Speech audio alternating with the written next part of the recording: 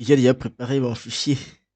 OK, donc comme je disais tantôt, aujourd'hui on va voir, ce qu'on appelle en HTML, CSS, les transformations. On va voir les transformations, les transitions et les animations. Alors vous allez voir parfois lorsque vous ouvrez certaines pages web, vous avez certaines animations là qui sont faites. Vous voyez certaines transitions, un peu comme dans les vidéos. On va faire des transitions, on va faire des transformations sur des éléments en fait. Le but, c'est de pouvoir animer en fait notre page web ou bien notre site pour le rendre un peu plus joli, un peu plus attractif, quoi. Donc, on va voir donc c'est quoi les transformations, quelles sont les transformations qu'on peut appliquer à un élément dans notre page, quelles sont les transitions qu'on peut faire, quelles sont donc les animations également qu'on va pouvoir faire. Donc, c'est ça l'objectif de cette grande partie ici. Ce n'est pas très long, on va juste voir quelques éléments de base et pour d'autres, je vais vous donner certaines documentations pour en savoir plus, quoi. On va voir les éléments de base qui sont toujours utilisés, ou bien que vous allez toujours utiliser. Alors, l'un des premiers éléments lorsqu'on veut faire des transformations dans une page, c'est quoi? On va parler des transformations 2D en fait. Une transformation 2D va nous permettre de faire quoi? De transformer un élément. Peut-être on a un élément parent en fait. On veut par exemple l'apporter, en fait, lui donner une transformation pour qu'il se présente d'une certaine manière. On va utiliser ici ce qu'on appelle les transformations 2D. Et il y a une propriété CSS qui est définie à l'occasion. Donc avant de commencer, je vais d'abord définir, peut-être là, je vais définir mon... On va d'abord commencer par définir notre fichier. Donc ce qu'on va faire, c'est qu'on va d'abord définir notre HTML et notre CSS. Donc là,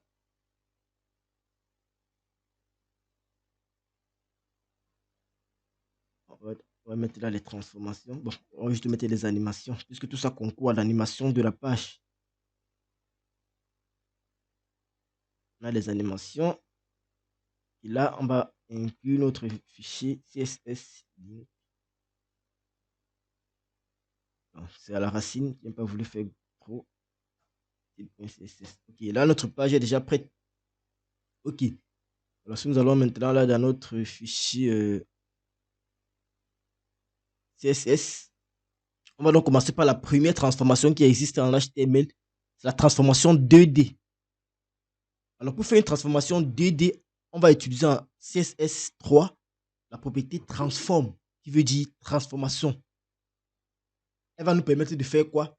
Elle va nous permettre de déplacer un élément, de redimensionner un élément, d'incliner un élément, de le faire pivoter, de le déformer en fait.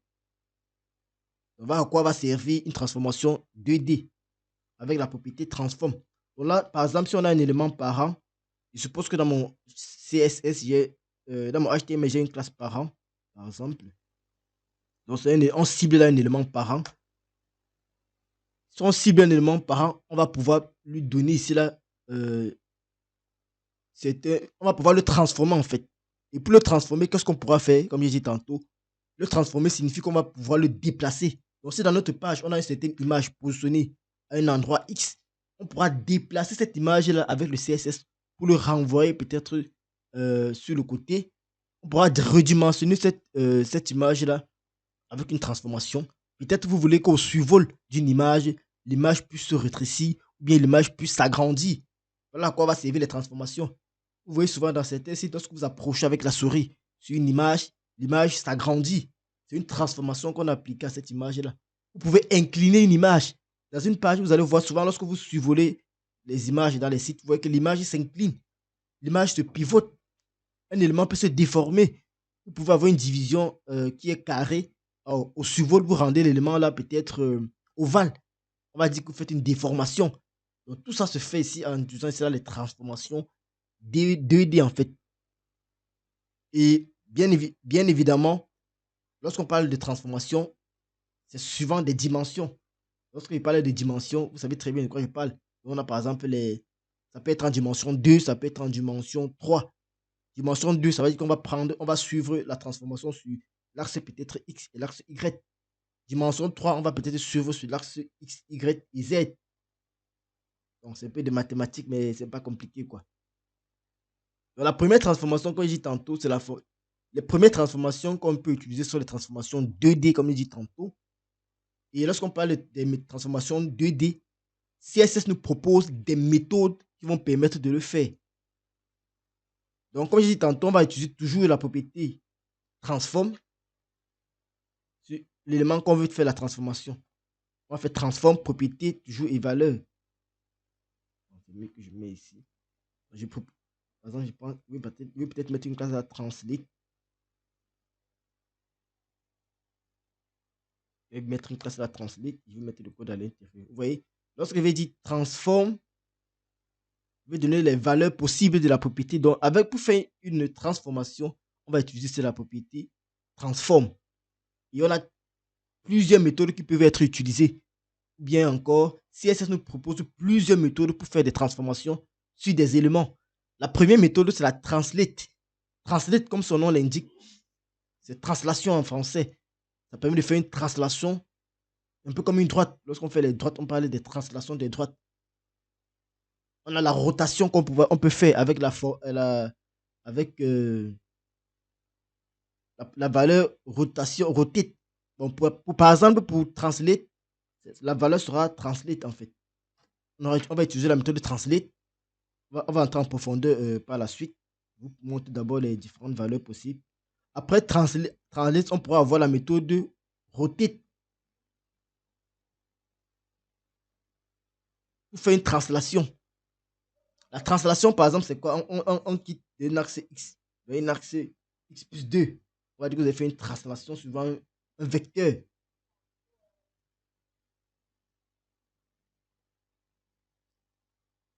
Exactement, c'est ça. On va déplacer d'un point à un autre. On va dire qu'on a fait une translation.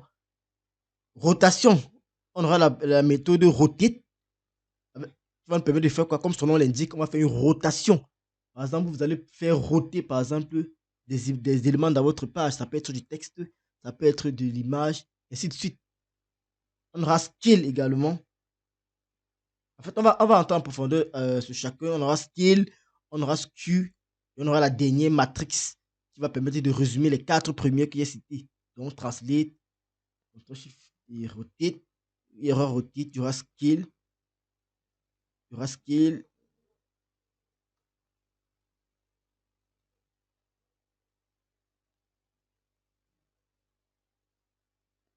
On ne peut pas oublier le document qui vous a envoyé, tout ça c'est à l'intérieur. Skew, et on aura un dernier matrice. En fait, on va expliquer en profondeur et je vais noter. Vous-même également, vous pouvez prendre des notes. Après, en dernier, on aura matrix. Donc maintenant, on va expliquer chacun pas à pas. Donc ne vous inquiétez pas. On va commencer par la première qui est translate.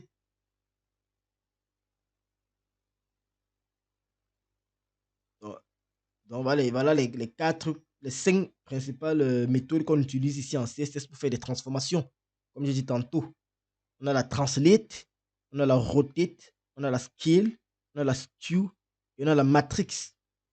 Matrix va venir permettre de combiner ces 4-ci. Donc là, maintenant, on va essayer d'expliquer chacune.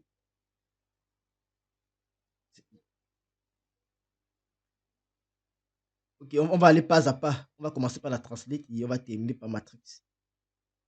Alors, lorsqu'on parle de la méthode translate, ça va nous permettre de faire quoi? De déplacer un objet dans notre page, donc déplacer un élément à partir à partir de 0. On va quitter, on va quitter par exemple d'un point initial pour un autre point, peut-être de la gauche vers la droite, suivant un axe. Ça peut être l'axe X, ça peut être l'axe Y. Bien évidemment, c'est ce qu'on fait en mathématiques. On parle de translation. Translate pour dire translation. On fait une translation souvent on va dire souvent des vecteurs ou bien souvent des axes. Ça peut être l'axe X. Lorsqu'on dit l'axe X, c'est l'axe horizontal, donc c'est sur l'horizontal là. Si on dit qu'on fait une translation suivant l'axe X, ça veut dire qu'on fait une translation suivant l'axe horizontal. Donc c'est ça qu'on appelle l'axe X. Si on fait une translation suivant l'axe Y, ça veut dire qu'on fait la translation suivant cet axe-ci. Et Y. Ça peut être du haut vers le bas, ça peut être du bas vers le haut.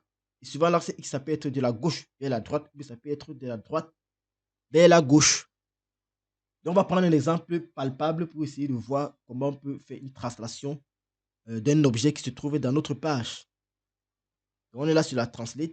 Donc, je vais revenir d'abord dans mon HTML. On va essayer de définir un code assez simple. Donc là, je vais définir par exemple, je vais créer une division là. Il y aura la classe parent que j'ai déjà mis de l'autre côté.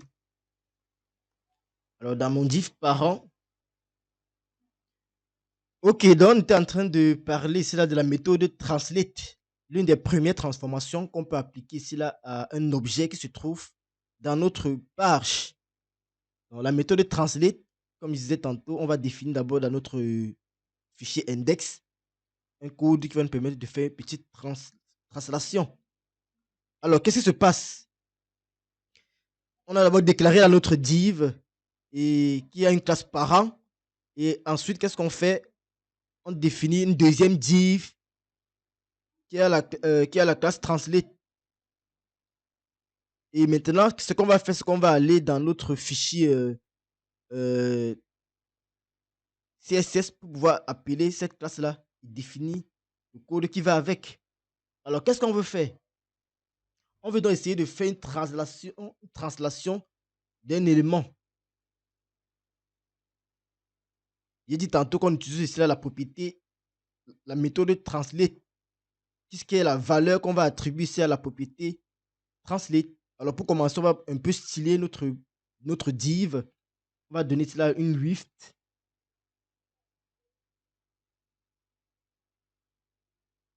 Allô?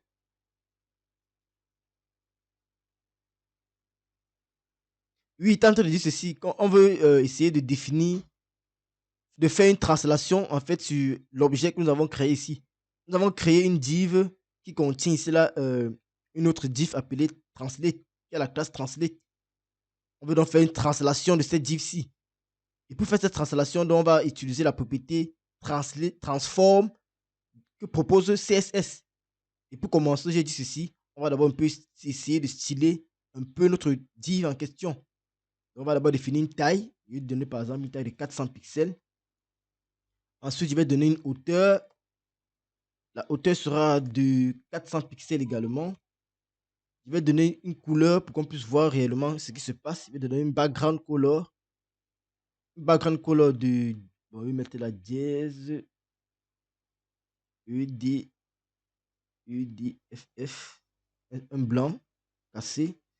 Je vais donner une bordure pour qu'on puisse bien voir notre élément. La bordure sera de 1 pixel. Elle sera solide. Et il y aura la couleur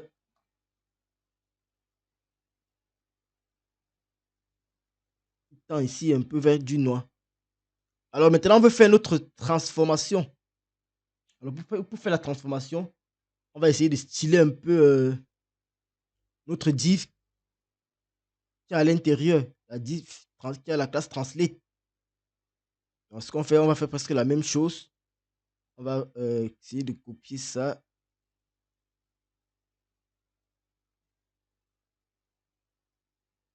Bon, ici, là, on va diminuer. Pour qu'on puisse bien voir la translation, on va diminuer ici là, la taille à 200 peut-être.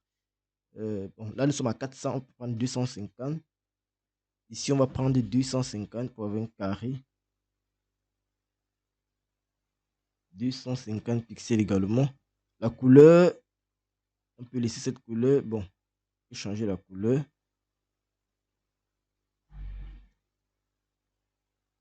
On va faire les couleurs presque contrées.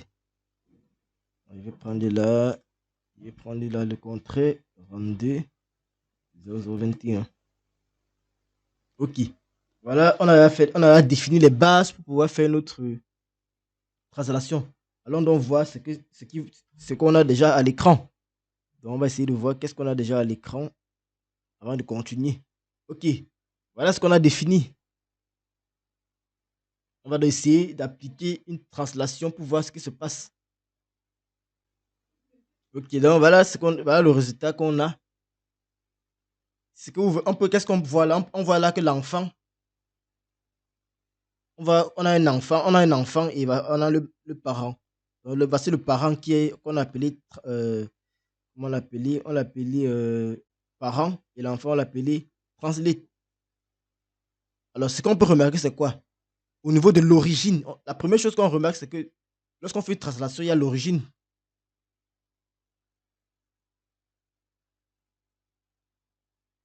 Je dis, on a un parent et on a un enfant. L'enfant, oui, on a une couleur.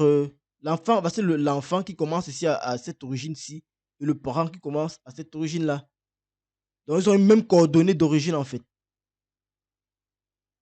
Ce qu'on va faire, c'est qu'avec transform, trans, avec la propriété transform, qui va prendre la valeur translate, on va pouvoir déplacer, en fait, cet enfant-ci par rapport à une certaine position. On va le déplacer par rapport à sa position initiale. Et ça, on se comprend. En fait, ils ont les mêmes coordonnées d'origine. Donc, que ce soit l'enfant qui est de couleur, on va dire, tend vers du violet. Celui-ci tend vers du violet. Celui-ci, les deux, en fait, les deux éléments ont une même position d'origine que voici. Et ce qu'on veut, c'est qu'on va faire une translation à partir de cette origine-ci, en fait. Forcément, on a toujours une origine lorsqu'on fait une translation, quoi. Alors, qu'est-ce qu'on va donc faire? Si on veut que l'élément enfant puisse être translaté, on va donc appliquer la propriété transform sur l'enfant. Donc, si on vient là dans notre fichier CSS,